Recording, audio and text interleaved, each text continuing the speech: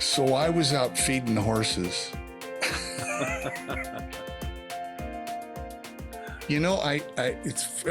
I would love to come spend a weekend and be able to truthfully say, I got up at 5, went up, fed the horses, did the whole thing, because I'm not sure I could survive one of your days, dude. Well, you are more than welcome. Oh, I know. That's the scary part. Oh my gosh, he's Duey Freeman. I'm Mark Sylvester. We're the Elder Council. Good morning, and we were talking before the show, and something occurred to both of us at the same time. It's like that when the universe taps you on the shoulder and the thing you really should talk about. And it's this idea of how do we turn our educational pursuits into action. Exactly. And I'm thinking of, because I run into this all the time, there are it's like there's seekers and doers. Maybe it's not that, or you like, I'm constantly looking for the answer. And so I try another book, I try another video, I try another seminar, I try another workshop, I try another deal. Internally, we call them seminarians. And yeah, because they're always at a seminar. Hey, well, can we talk next? Well, no, I'm at a seminar. Really? Like, you're not getting enough. What's going on? And it's an ongoing conversation, because we can spot that person now. I want to, when someone says to us, I need to go do the work, I'm like, huzzah. Yes, I still think you need some touch points along the way. How am I doing? Like, you have a coach who's like, kind of keeping you, oh, yeah, you almost got it. Just move your arm a little bit, or whatever it is, right? So I think you need that. But I think the part of immersive education, there's got to be a part where you go, I need to go and do it. What's your, as I'm saying that, I know you have a strong point of view. I'd love to hear it. Well, part of what I say to people is, you can watch somebody ride a horse. You can watch videos of people riding horses. You can go to a seminar about riding horses. There's so many things online about how to ride or how to work with a horse. And many people do those things, but if you really want to ride a horse, you got to go get on a horse. You actually have to go do it. And I would posit that if I went up to Duey Freeman's ranch and I'd watched all the videos, I'd done the books, I'm very, very prepared. I'm as prepared as a human could be, let's say. Now I come up, and this is my first time of actually getting on the horse, and I do the stuff, and you can tell I don't know. I mean, I know some, but I don't know enough. And you get me going, and by the end of the day, I'm riding, I'm lapping, I'm doing it. And you say, see you later. To me, that's still school. That's just an experiential learning experience. Experiential learning. It's not until I go get a horse and have a horse at home, and now I'm riding that horse in my day-to-day life, doing the things, and now I'm learning on my own. So I'm taking that theoretical knowledge, right? It's stuff that I've learned, and I'm going, oh, that's right. I remember he said I need to, I've heard you say stuff. Oh, it's a little bit of here and it's a little bit of there. And all those lessons come back. If you were paying attention, you hear your teacher, I think, or in my case, I see the words or whatever it is. Right. And it's the actual doing it. The question I've got is, why do you think people I'm answering my own question. Why do they keep learning stuff? Because I'm a lifelong learner, so I don't want to diss learning. Why is it that they're not they're not doing, they're seeking, not doing? Um,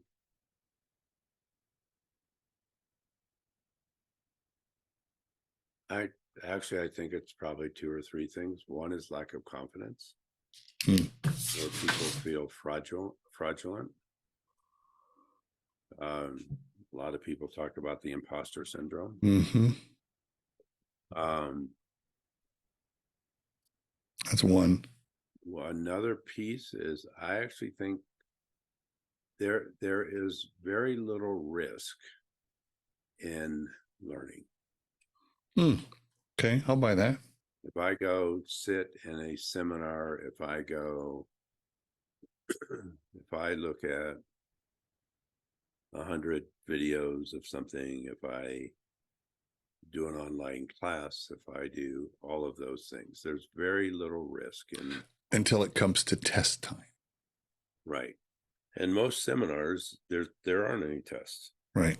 There isn't, high school, college, but even in testing, it doesn't tell you that much. What it's when there's a much more risk in doing. Yeah. So what's the third? So we got risk, we have lack of confidence. What do you think the third one is that's holding Um, them?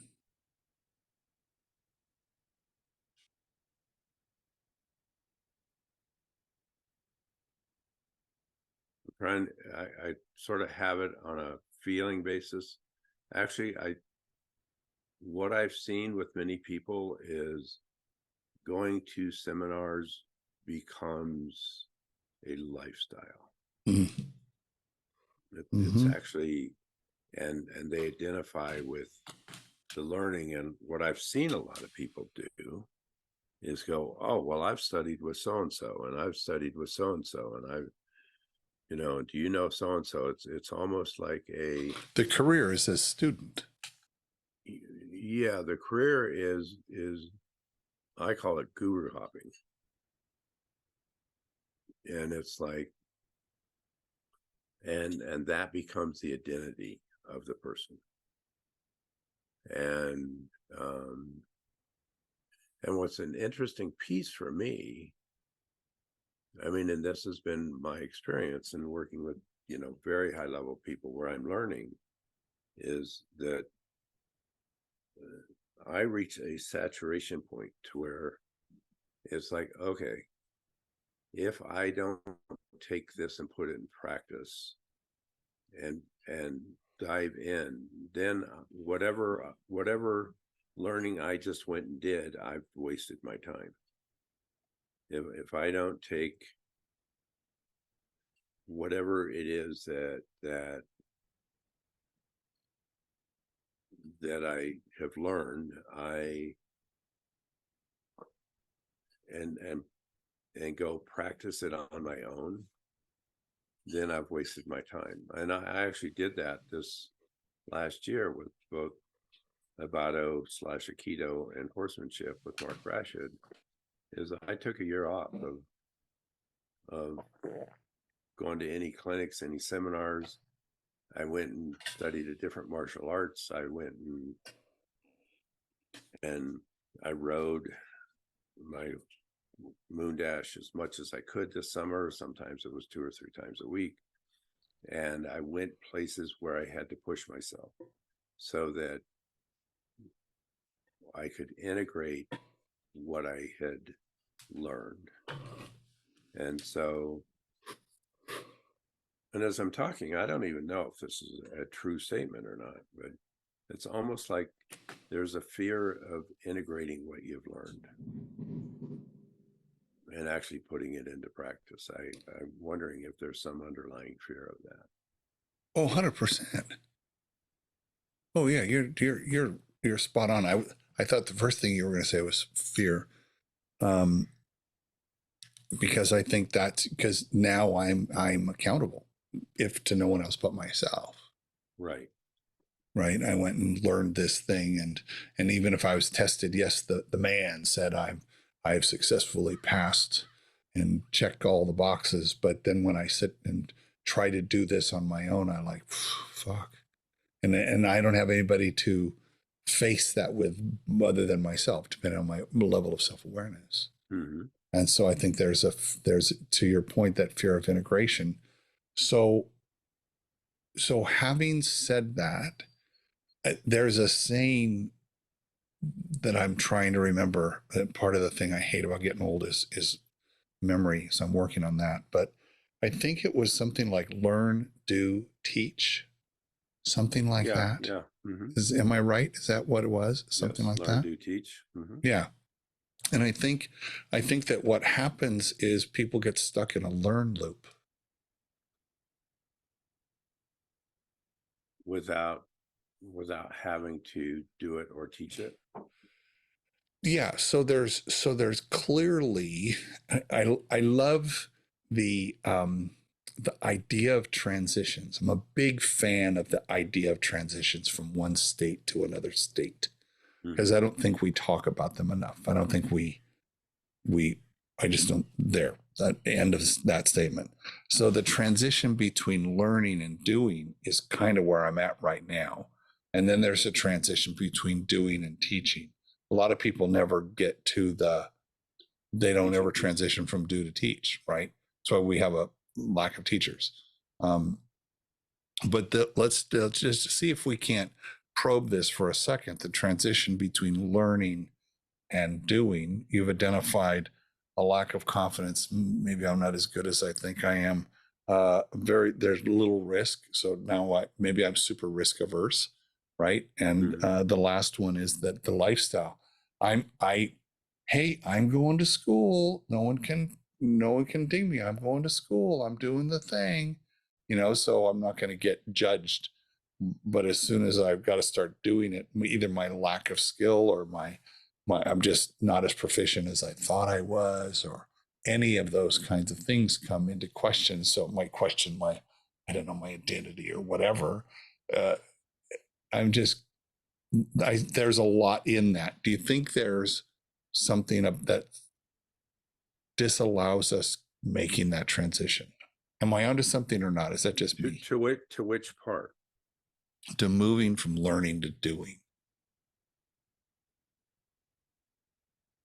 And where I'm going is the whoever's listening to this right now, if they can recognize this in themselves, Right. what could we offer them as a prescription to move from learning to doing? Therein lies the question. Sorry, I buried the lead, Professor. Well, here's the piece that I look at with that.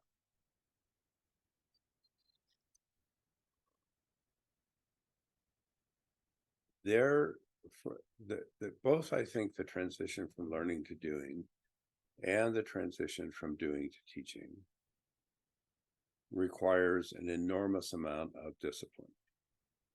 Okay. Okay, good. And like an enormous amount. And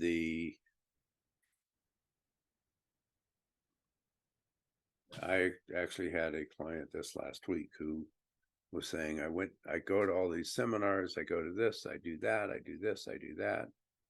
And, I went to a nutritionist to try to lose weight and to get in shape. And it's like, and I went, well, are you walking 45 minutes a day? No. Are you going to the gym? No. So in horsemanship, there's a difference between what I call a passenger and a horse person.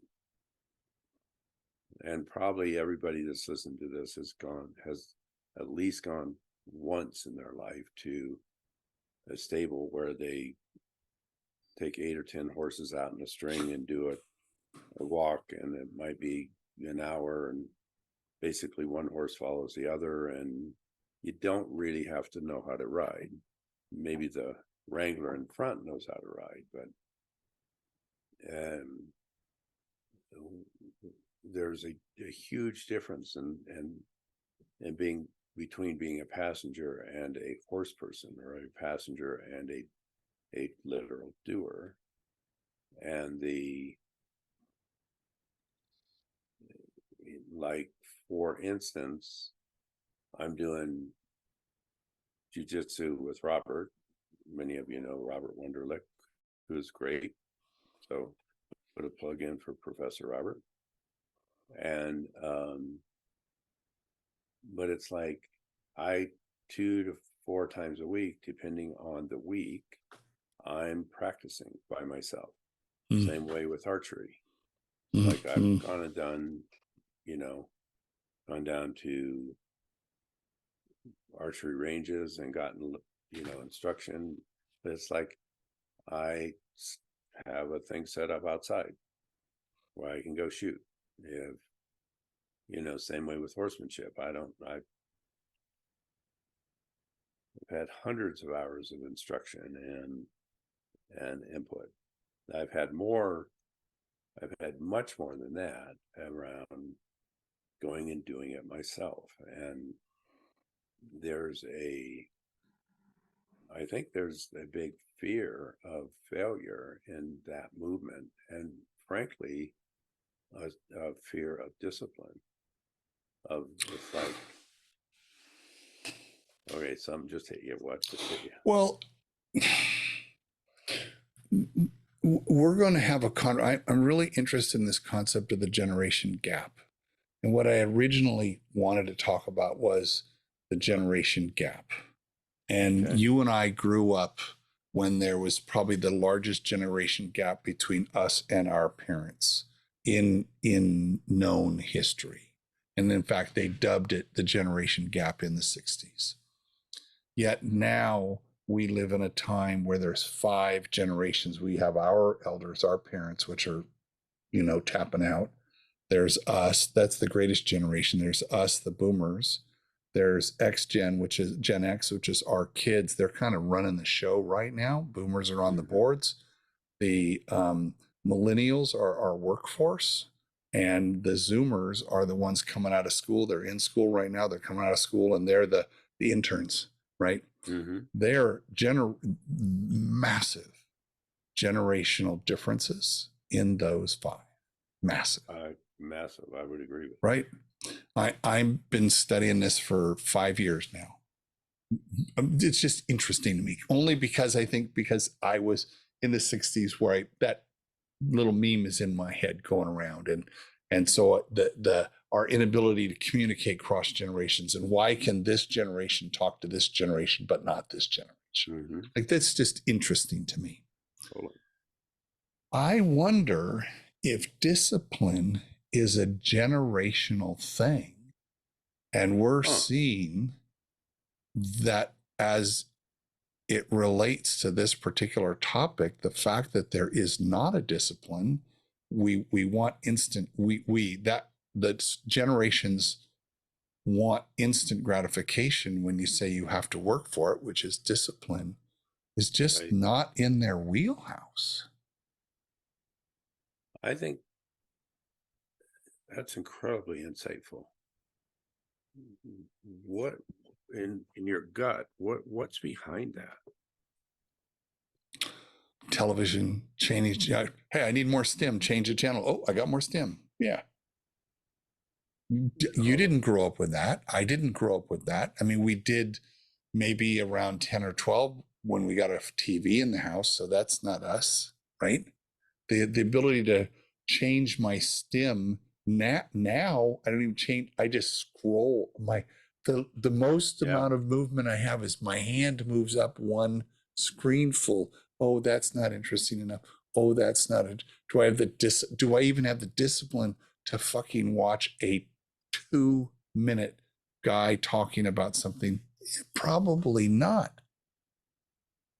So now you're saying, hey, Mark, if I want to go from learner to doer, from passenger to rider, and I want to bridge that transition. And if the transitional wall is how disciplined are you, I fear for us.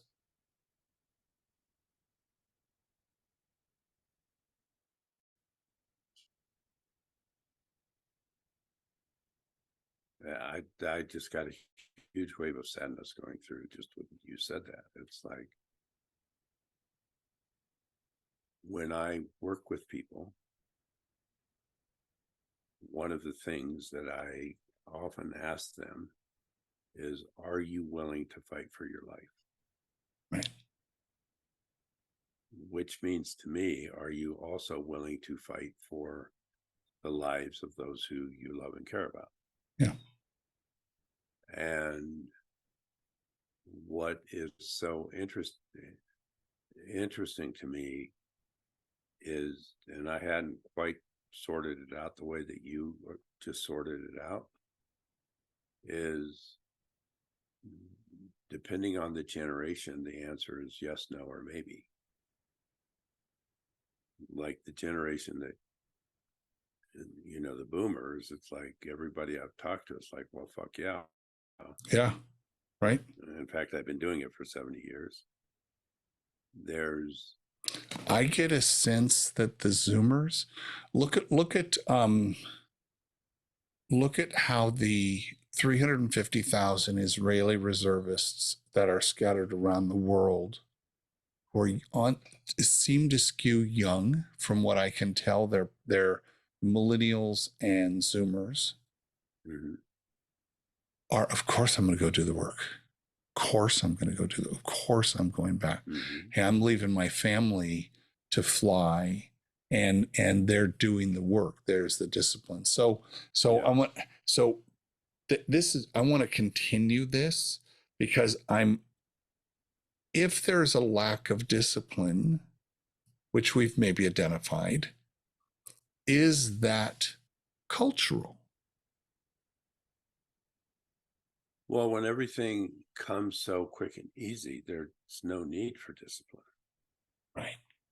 If somebody's always handing you food, there's no need to go work for food. Or if it, Right. you know, was numbers of thousands of years ago, you know, there's no need for anybody to go hunt or gather or either. If someone's already just handing it to you. And what I actually wonder about is if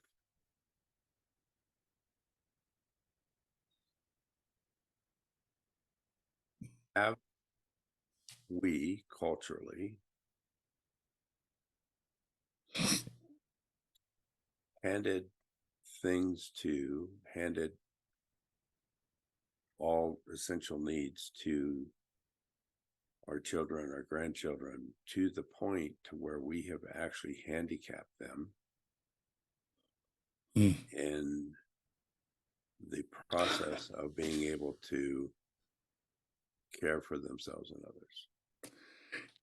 others. I don't know why this came into my head, but we'll end on this. Have we outsourced our personal responsibility? Yeah. Incredibly good question.